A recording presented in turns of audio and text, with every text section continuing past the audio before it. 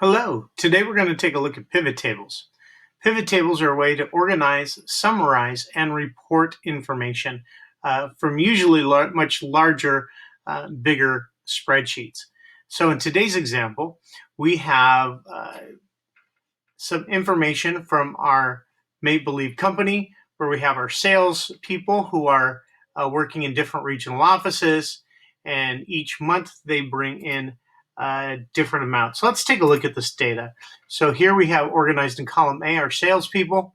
Column B, what's the office that they're working in, the regional office. Account numbers for different clients. How much revenue our salespeople are bringing in and what month they're bringing it in. So we're going to take a look at a way to find information out from a large pool of data like the one we're looking at here. For example, let's say you as the boss wanted to know which of your salespeople were doing the best sales. Maybe you want to give them a promotion. We could use a pivot table to find that information easily, which would probably be a lot easier than going through rows and rows and rows of data to try to find one piece of information. Now, before we can do a pivot table, we need to make sure our data is in good shape. First of all, we do not want any empty rows or columns. We don't want stray items. This is a good look for this. If we had empty rows, if you had skipped a row for some reason, we'd want to trim that up first. So once we have that, we're ready to begin. Let's go ahead and select either our range of cells or our table. In this case, this information has been organized and defined as a table. And once we have that selected, we're going to go up to our ribbon, go to the Insert section, and find the Pivot Table button. So let's create our first pivot table. Now this is going to ask us what range or table do we want to use. Since it's already a table, table 1 is correct, or you'll see a range of cells here. That's correct as well. And then it will ask us, do you want to create a new worksheet or put it on an existing worksheet like this one? I like new worksheet. That makes it nice and easy to see and clean. So let's go ahead and put this on a new worksheet. Now, once we go to our pivot table creation area, it's going to look like this. Over on the left, you're going to see this area where our pivot table is actually going to be designed. And on the right, up here, we see the names of all of the fields from our table. And down here at the bottom, these 4 boxes are going to help us construct our pivot table. And this is how we want to organize it. What we're going to be doing is taking these fields and moving them down into one of these 4 categories to help build our table. So in the example I gave you before, we wanted to see which of our sales people were making the most sales. So if I take a look up at our fields, salesperson is going to become very important. So we're going to move that down into the rows area. And as soon as I do that, you can see over here it's starting to build my table, and it's organizing the different salespeople into rows. And if we want to know how they did in terms of their sales, we're going to find, I believe it was order amount, and drag that into the values category. And that here is telling us that it's going to sum up all of the order amounts. And here we have who's got the total best sales. And it appears that Tia is our best overall salesperson for the quarter. Now, we could break that down further. If we wanted to see how they did month per month, I could take the month field and I could bring that into the columns area.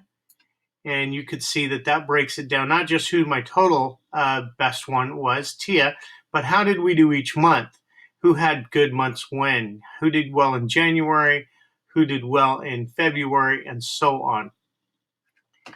Now, sometimes, oh, by the way, and if we could organize the same data in a different way.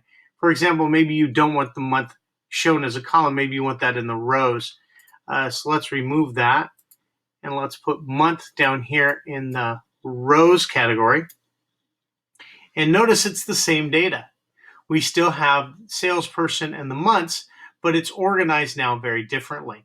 So partly this is how you want your information to show. Part of it is aesthetics. But keep in mind, you just want this to look nice and be easy to read. I think this is a little bit nicer view. Now, occasionally, this may be more information than you want. Maybe we don't want to know who the overall best salesperson was. Maybe we want to, maybe we had a contest in February.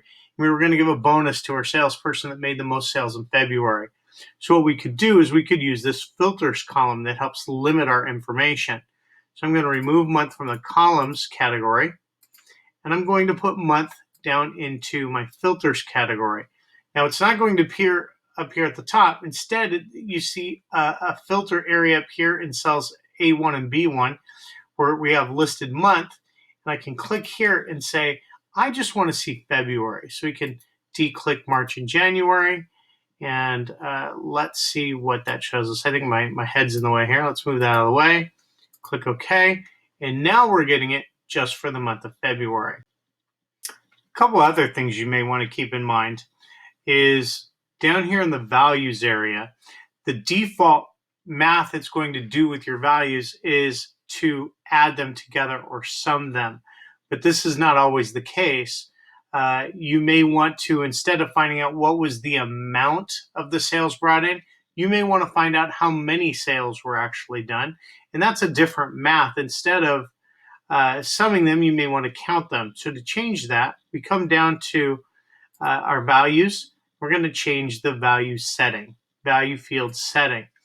And here you can see that the default method it's going to do a sum, but maybe you wanted to count instead. I could find out how many sales each person got in February.